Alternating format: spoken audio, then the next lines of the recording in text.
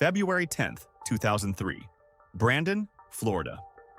A housekeeper knocked on a hotel room door after checkout had passed. The guest had a wrestling show that night. Fans were waiting. A match was booked. She got no answer, so she opened the door. Inside, Curt Hennig was lying still. Not breathing. Not moving. The wrestling world felt it right away. Another star gone too soon. For over 20 years, he had amazed crowds around the world. He made everything look easy. That is why they called him Mr. Perfect. He was 44, just weeks from turning 45. And just like that, he was gone. But this story did not begin in that hotel room. It began years earlier with a kid from Robbinsdale, Minnesota, born into wrestling, chasing greatness in an industry that gives you everything, then slowly takes it all away. Curtis Michael Hennig came into this world on March 28, 1958, in Robbinsdale, a small suburb just northwest of Minneapolis. His father was Larry Hennig, known throughout the wrestling world as Larry the Axe, a rugged, no-nonsense competitor who was a legitimate tough guy and a top-tier tag team wrestler in the American Wrestling Association for decades. Wrestling was the family business. It was in the Hennig blood, the way farming is in the blood of families who have worked the same land for generations. You do not choose it. It chooses you. And it chose Curt early. Growing up in Robbinsdale, Curt was a natural athlete in every sense of the word. Football, basketball, track and field, whatever sport you put in front of him, he excelled at it. But more importantly, he was growing up in one of the most remarkable breeding grounds for professional wrestlers that has ever existed. Robbinsdale High School and the surrounding area produced an absurd concentration of future wrestling stars. Rick Rude grew up there. Tom Zenk, Nikita Koloff lived in the area. Barry Darsow, John Nord. Curt and Rick Rude were particularly close. Best friends from childhood who would both go on to become two of the biggest heels in wrestling during the late 1980s. Two kids from a small Minnesota town who conquered the wrestling world. Curt made his professional wrestling debut on January 30th, 1980, in his father's old stomping ground, the American Wrestling Association. He was 21 years old, and from the very first moment he stepped through those ropes, everyone who saw him knew. They knew he was special. The movement, the timing, the way he sold, the way he made everything look effortless and smooth, when in reality every motion was the product of relentless training and a God-given instinct for the business that you simply cannot teach. He worked the territories early on. Pacific Northwest Wrestling. Brief stints in the WWF starting in 1981 through 1983. Nothing that stuck. He was still green, still learning, still developing from a talented kid into the finished product that would eventually take the wrestling world by storm. He went back to the AWA, and that is where the transformation really began. In the AWA, Curt Hennig evolved from a promising young wrestler into a legitimate main event star. He teamed with Scott Hall and won the AWA World Tag Team Championship. He chased Nick Bockwinkel for the AWA World Heavyweight Championship in a series of matches that are still talked about today. Their 60-minute draw from the Showboat Pavilion in Las Vegas on November 21, 1986 was a masterclass in professional wrestling. Two men telling a story with their bodies for a full hour, building and building until the crowd was ready to explode. It aired on ESPN on New Year's Eve and cemented Hennig as the #1 contender. On May 2, 1987, at Super Clash 2 in San Francisco, Curt defeated Bockwinkel for the AWA World Heavyweight Championship, with an assist from Larry Zbyszko, who slipped him a foreign object to knock out the champion. He held the title for 373 days. He was the top guy, the franchise player, the man carrying the company on his back. He would eventually drop the title to Jerry Lawler in May of 1988. But the AWA was dying. Vince McMahon's World Wrestling Federation was swallowing up the industry, and the old territorial system was crumbling. Curt knew where the money and the spotlight were. He knew where his future lay. He signed with the World Wrestling Federation in 1988. And that is when everything changed. The gimmick that Vince McMahon created for him was pure genius. Mr. Perfect. An arrogant, preening athlete who was absolutely flawless at everything he attempted. They shot vignettes of Hennig performing impossible feats, throwing a Hail Mary football pass and then sprinting downfield to catch it himself, bowling a 300 game, hitting bullseye after bullseye in darts, crushing home runs while Wade Boggs watched in amazement, sinking half-court basketball shots without looking, swishing golf balls into the cup from ridiculous distances. The vignettes were brilliant because they played to Hennig's genuine athletic ability while amplifying it to absurd levels. And the character worked because Curt Hennig committed to it completely. The gum snapping, the towel toss, the way he would spit his gum into the air and slap it into the crowd, the smug, self-satisfied smile that made you want to punch your television. Every detail was thought out. Every mannerism was deliberate. In the ring, Mr. Perfect backed it up. He went on an undefeated streak on national television that lasted nearly a year and a half. He defeated everyone put in front of him, even got a count-out victory over Hulk Hogan on Saturday night's main event. He lost to Ultimate Warrior on a Madison Square Garden House show telecast in March of 1990, but his first loss on national network television came at WrestleMania 6, when Brutus Beefcake ended the streak. But that loss did not slow him down. Not even close. When the Ultimate Warrior vacated the Intercontinental Championship after winning the WWF Championship from Hulk Hogan, a tournament was held and Mr. Perfect won it. He defeated Jimmy Snuka in the quarterfinals and Tito Santana in the finals and began what many consider to be the greatest Intercontinental Championship reign in history. With Bobby the Brain Heenan in his corner, Mr. Perfect elevated that title to a level it had never reached before. His matches were consistently excellent. His promos were sharp and entertaining. He was, without question, the best all-around performer in the World Wrestling Federation during that period. And then came SummerSlam 1991. Mr. Perfect versus Bret, the Hitman Hart for the Intercontinental Championship. Hennig had lost the title to the Texas Tornado, Kerry Von Erich at SummerSlam the previous year, but regained it months later with help from Ted DiBiase, and had held it for 280 days heading into this match. The bout with Hart is still regarded as one of the finest in SummerSlam history. Two technicians at the absolute peak of their abilities, working a near-perfect match that told a beautiful story and ended with Hart winning the title. It was a passing of the torch, a moment that elevated both men, but it came at a terrible cost. Curt Hennig had been wrestling through injuries that were getting worse by the week. A broken tailbone, bulging discs in his back, the kind of damage that would have put most men on the shelf immediately. But Curt was too proud to stop, too dedicated to his craft, too worried about losing his spot. So he kept going. He kept bumping. He kept flying around the ring like a man possessed, selling for his opponents like his body was made of rubber, taking falls that would make younger men wince. And his back finally gave out completely. The injury forced Hennig into retirement. Not the fake kind of retirement that wrestlers announce every other year. A real, legitimate, I physically cannot do this anymore retirement. He needed surgery. He needed time. He needed to heal. During his time away from the ring, Hennig served as a commentator alongside Vince McMahon. He managed Ric Flair during the Nature Boys' memorable WWF Championship run. He stayed visible, stayed relevant.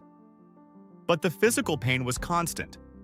And that is where the darker chapter of Curt Hennig's story begins. The prescription painkillers started as medical necessity. A man with a destroyed back needs medication to function. That is not controversial. That is not a character flaw.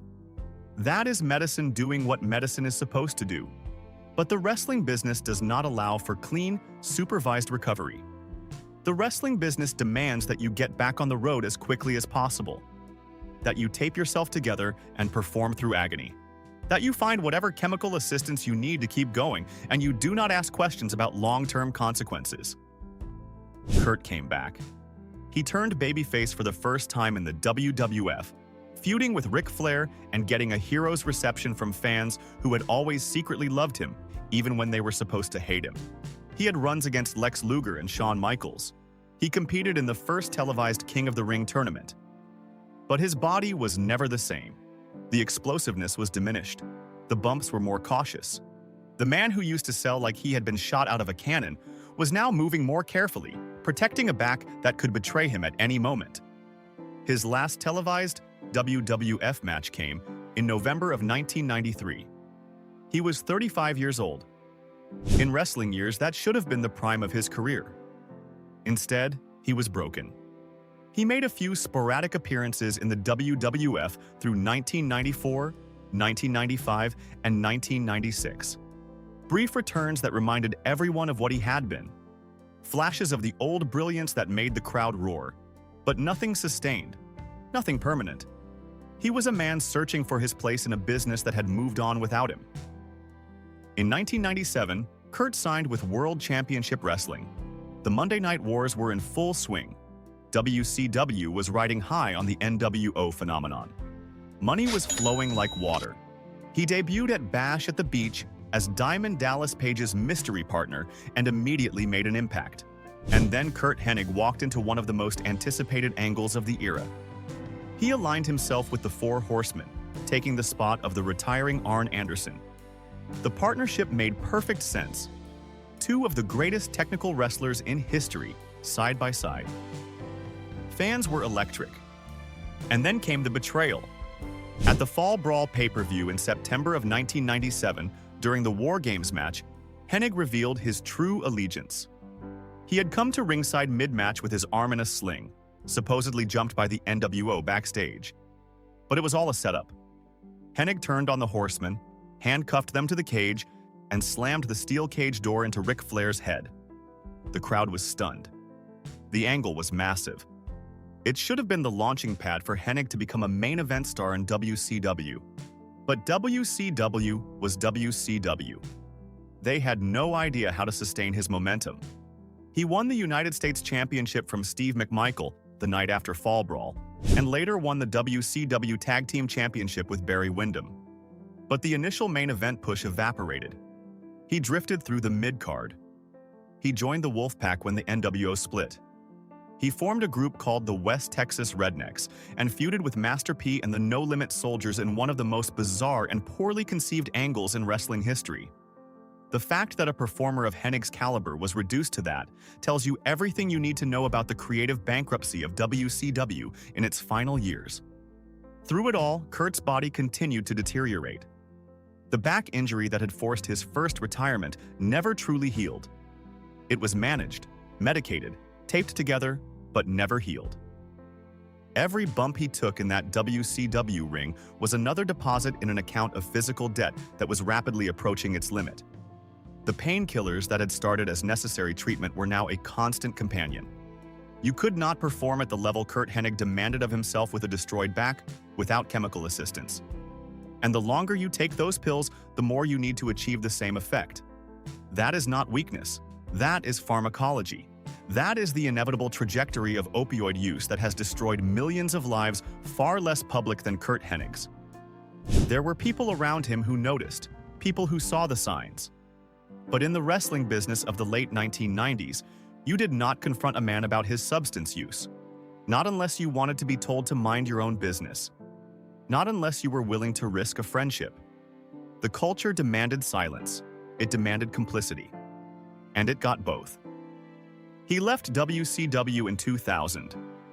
And for the next 2 years, Curt Hennig wandered the independent scene. He wrestled Dennis Rodman in a bizarre spectacle in Australia. He worked for the short-lived XWF promotion, wrestling Hulk Hogan in what felt like a nostalgic exhibition more than a competitive match. He was making money where he could find it, but the big stage seemed to have passed him by. Then came the phone call. In January of 2002, the World Wrestling Federation reached out. They wanted Mr. Perfect back. One more time. The Royal Rumble was coming up and they wanted him in the match. It was supposed to be a one-off appearance, a nostalgia pop, a quick payday. What happened instead was magic. Mr. Perfect entered the 2002 Royal Rumble and the place came unglued. The crowd erupted. And Hennig did not just show up for a cameo, he lasted. He performed. He was one of the final 3 men remaining in the match, outlasting dozens of younger, supposedly better competitors. He moved like the old Mr. Perfect. The gum snap, the towel toss, the cocky swagger. It was all there, and for one glorious night, It felt like 1990 all over again.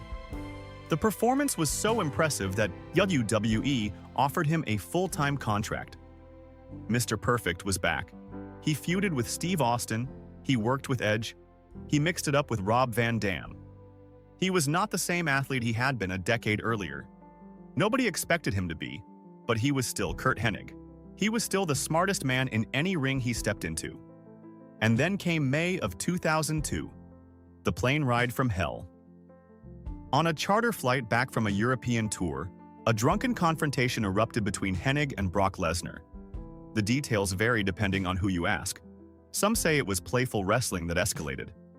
Others say it was a legitimate altercation fueled by alcohol.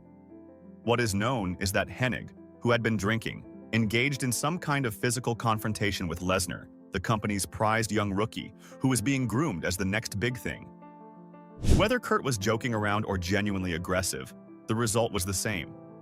The confrontation reportedly got physical enough that the plane's emergency door became a concern. Other wrestlers had to intervene. It was chaos at 30,000 feet.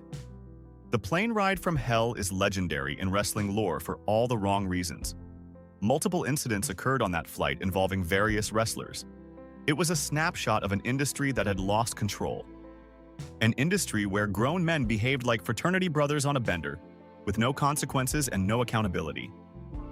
Except this time, there were consequences. WWE fired Hennig, along with several other wrestlers who had been involved in various incidents on that flight. Just like that, Mr. Perfect was gone again. This time, the circumstances were ugly. He was 44 years old, fired for behavioral issues, and the major promotions were no longer interested. He ended up in Total Nonstop Action Wrestling, the upstart promotion that would eventually become TNA and later Impact Wrestling. In TNA, he headlined multiple pay-per-view events, challenging for the NWA World Heavyweight Championship against Ron Killings and Jeff Jarrett. He teamed with BG James. He was still working, still performing, still doing what he had done his entire life. But TNA in 2002 was not the WWF in 1990. It was a fledgling promotion running weekly pay-per-views out of a small venue in Nashville. The money was a fraction of what Hennig had earned in his prime. The audiences were a fraction of the crowds he had performed for in sold-out arenas. The prestige was not there. The spotlight was dim. For a man who had been at the absolute pinnacle of the wrestling business, this was a humbling reality. But Curt Hennig was a wrestler. It was the only life he knew, the only life he had ever wanted, and so he kept going. Between TNA dates, he worked independent shows, state fairs, armories, high school gymnasiums, the kind of venues where the locker room is a janitor's closet and the ring is held together with duct tape and prayer. This is where careers go to die in professional wrestling. Not with a dramatic final match at WrestleMania. Not with a standing ovation from 80,000 people. But quietly, anonymously. In a half-empty building in a town nobody has heard of. His last match took place on January 8, 2003. He defeated David Flair, Ric's son, in an axe handle on a pole match. It was not the kind of main event that a performer of his stature deserved to go out on.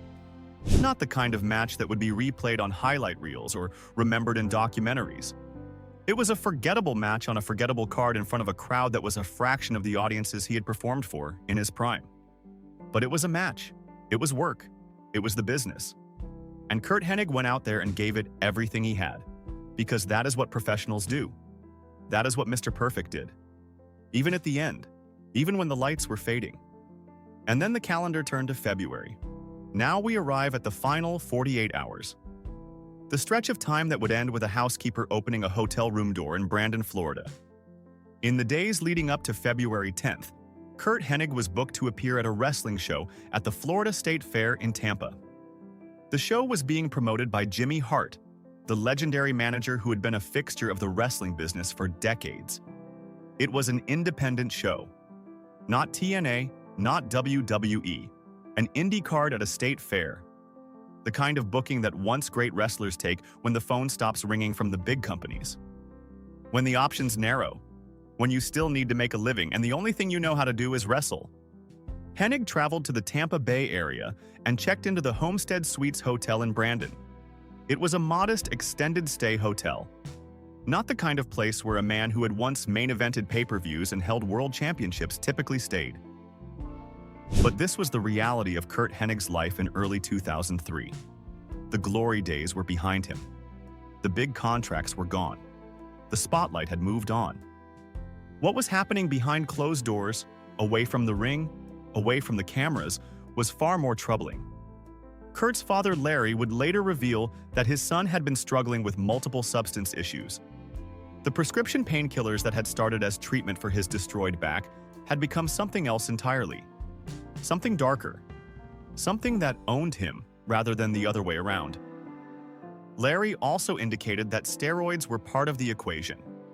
Curt was trying to maintain a wrestler's physique at 44 years old, trying to look the part even as his body was breaking down, and the steroids were part of that desperate attempt to hold on. And then there was the cocaine. How long Curt had been using cocaine is not entirely clear. He was not someone widely known as a cocaine user during his prime years. But the wrestling business of the 1980s and 1990s was awash in the stuff. It was everywhere. In the locker rooms, on the road, at the after-parties. Wrestlers used it to stay awake during brutal travel schedules that would have killed a normal person. They used it to get up for performances after their bodies were screaming for rest. They used it because everyone around them was using it, and saying no was harder than saying yes. By February of 2003, Curt Hennig was a 44-year-old man with a ruined back, a dependency on painkillers, possible steroid use, and cocaine in his system. He was far from home. Far from his wife, Leonise, and their 4 children, Joseph, Amy, Katie, and Hank. Far from his parents, Larry and Irene. Far from the support system that might have made a difference. He was alone in a hotel room in Florida, waiting to wrestle at a state fair. The night before his death, the details become sparse. We do not have a minute-by-minute account of what Curt Hennig did on the evening of February 9, 2003. We do not know who he spoke to. We do not know if he called home. We do not know if he went out or stayed in his room. What we do know is that at some point during that final night or in the early morning hours of February 10th, Curt Hennig used cocaine. Enough cocaine that the Hillsborough County Medical Examiner would later determine it was the direct cause of his death. Was it a single massive dose? Was it the cumulative effect of prolonged use combined with the stress his body was already under from painkillers and steroids and years of physical punishment? We do not know the exact mechanics of what happened inside that hotel room. What we know is the result. On the morning of February 10, 2003, referee Mickey J visited Hennig in his hotel room. Mickey J was a well-known official on the wrestling circuit, and the two men were apparently friendly. Jay saw Hennig alive at approximately 9:30 in the morning. Hennig was in his room. He was alive. He was breathing. He was, as far as anyone could tell, planning to go about his day. Nothing about that interaction suggested that anything was wrong. Nothing about Curt's demeanor or appearance set off alarm bells. He was just a wrestler getting ready for a day of work. This is the cruelest detail of the entire story. At 9:30 in the morning on February 10, 2003, Curt Hennig was alive and apparently fine. 4 hours later, he was dead. Whatever happened in those 4 hours, whatever chemical reaction occurred inside his body, whatever final dose pushed his system past the point of no return, it happened in the span of a normal morning. The time it takes to eat breakfast, watch some television, maybe make a phone call, that is all the time it took for one of the greatest professional wrestlers who ever lived to go from alive to gone. They had plans. Hennig was supposed to go to the gym. A workout partner was expecting him. This was the routine. Even at 44, even with a broken-down body, even in the twilight of his career, Curt Hennig maintained the discipline of a professional athlete. You get up, you eat, you train, you perform. That was the code he had lived by since he was 21 years old in the AWA. But Curt never showed up at the gym. The minutes ticked by. Then an hour. Then more. His workout partner waited. Nothing. No phone call. No text message. No knock on the gym door. Just silence. Concerned, the workout partner went back to the hotel to check on him. And somewhere around the same time, the housekeeper made her rounds. She reached Hennig's room. She knocked. No answer. She knocked again. Nothing. She opened the door. Curt Hennig was not breathing. He was pronounced dead at the scene. No signs of foul play. No signs of struggle. No signs of anything except a man who had gone to sleep and simply never woken up. The news hit the wrestling world like a bomb going off. That evening, WWE's Monday Night Raw opened with a photo of Curt Hennig and a graphic announcing his death. Jim Ross and Jerry Lawler, two men who had known Hennig for decades, delivered the news to millions of viewers with the kind of heavy, somber voices that had become far too familiar in professional wrestling. Another one gone. Another funeral to attend. Another family shattered. TNA, where Hennig had been employed at the time of his death, paid tribute by displaying his wrestling singlet and a framed photograph during their broadcast.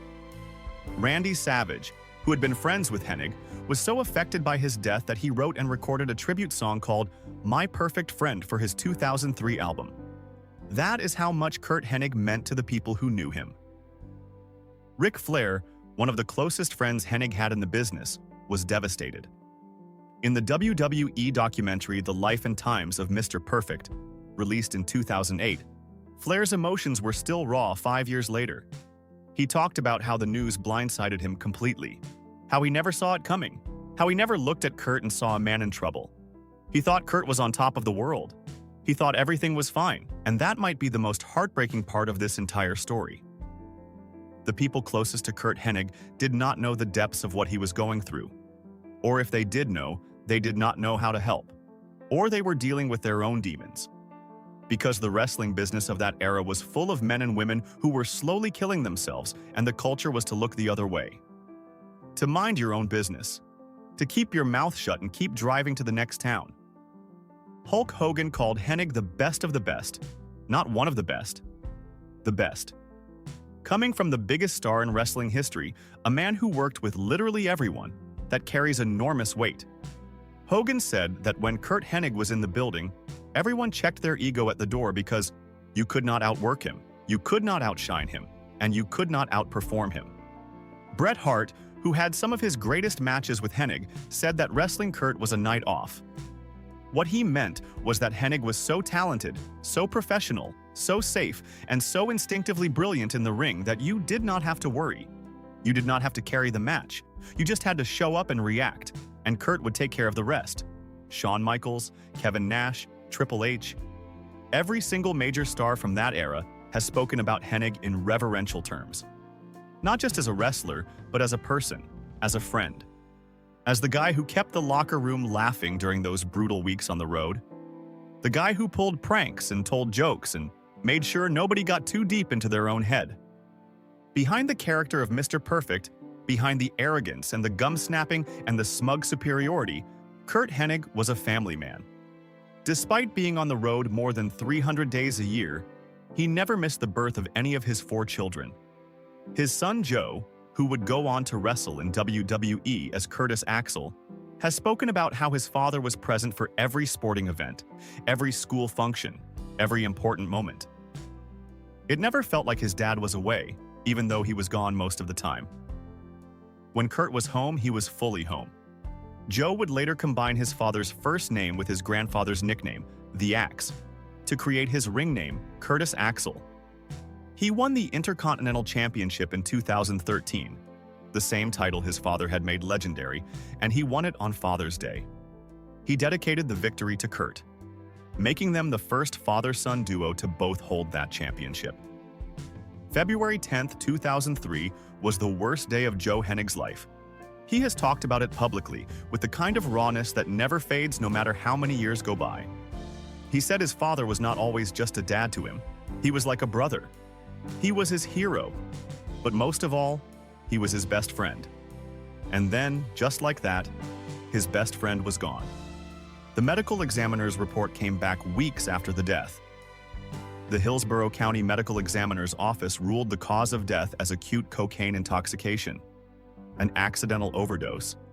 Not intentional, not suicide, Just a tragic, preventable death caused by a drug that has claimed countless lives before and since.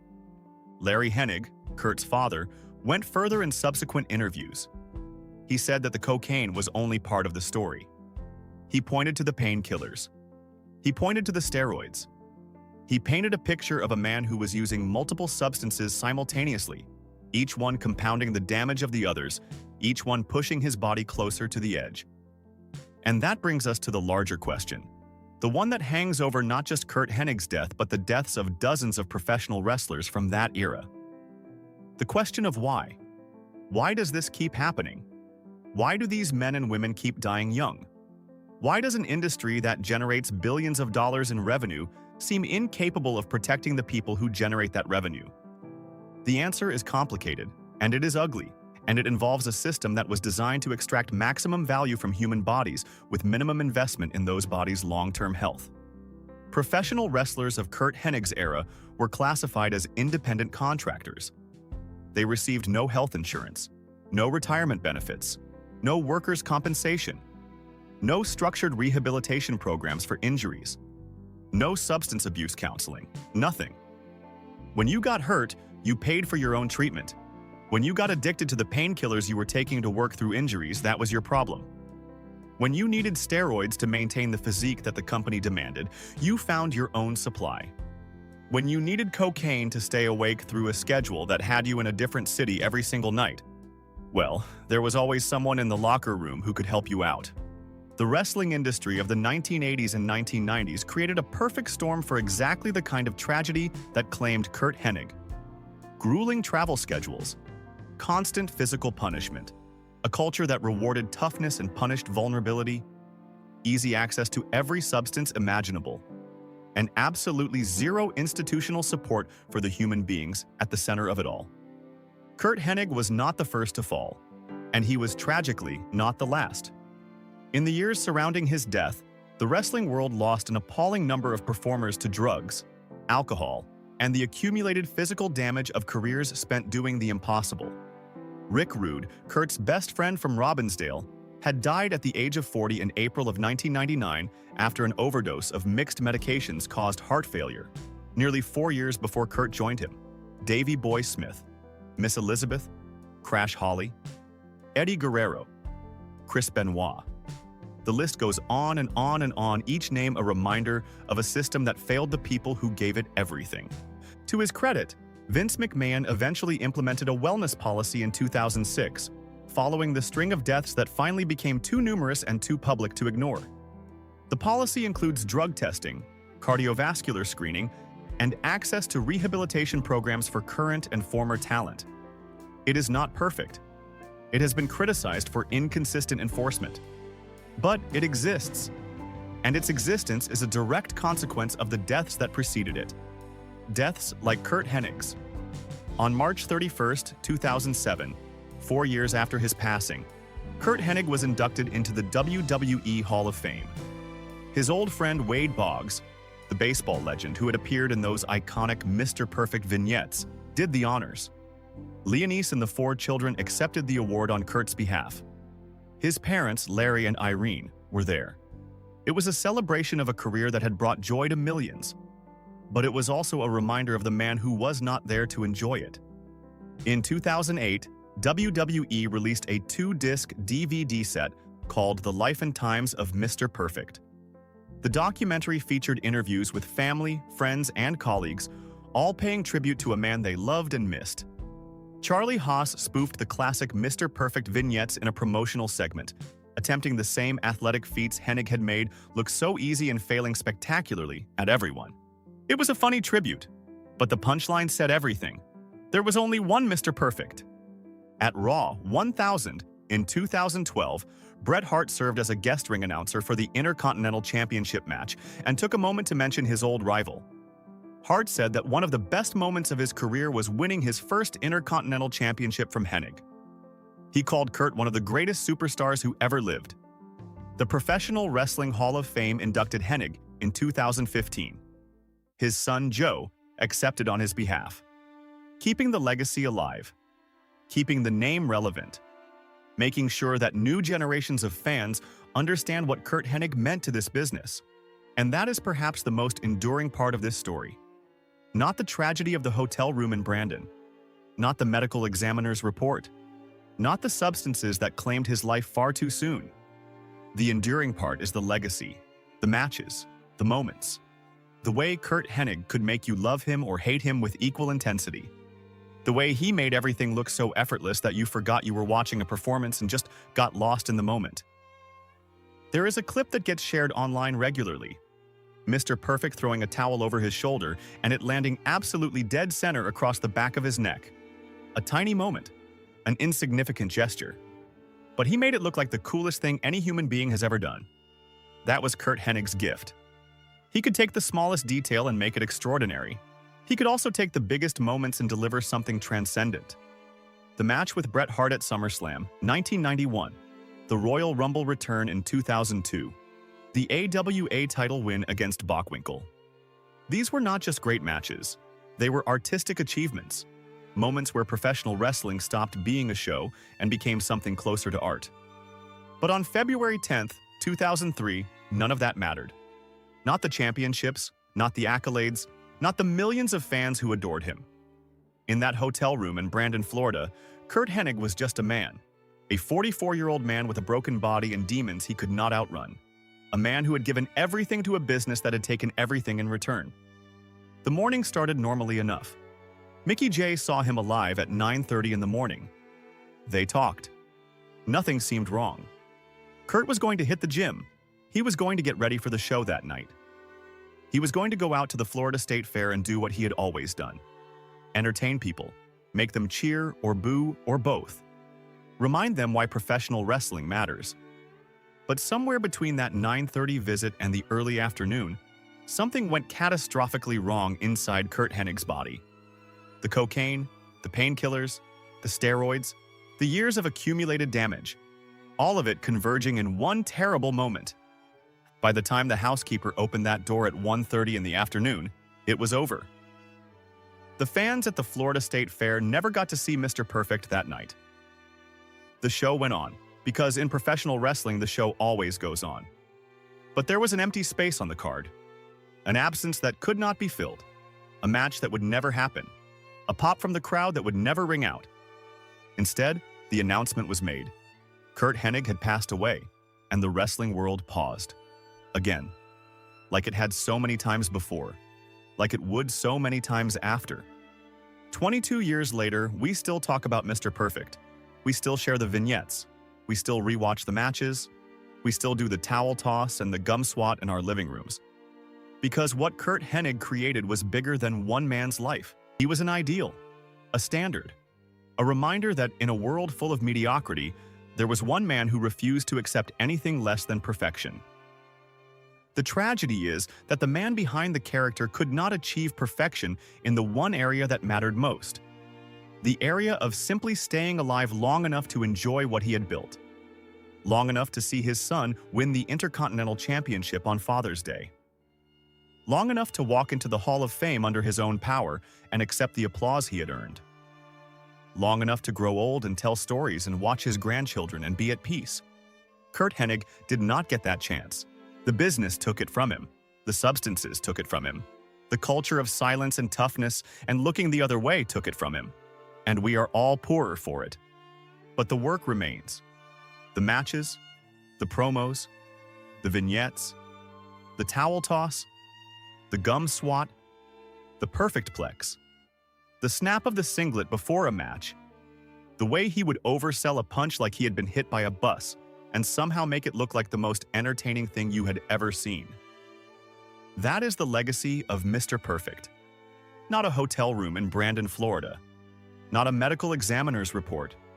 Not a cause of death written in clinical language on an official document. The legacy is the work. And the work was perfect. If you or someone you know is struggling with substance abuse, please reach out for help. You do not have to fight this battle alone. Recovery is possible. Treatment is available. And your life is worth more than any championship, any paycheck, any round of applause.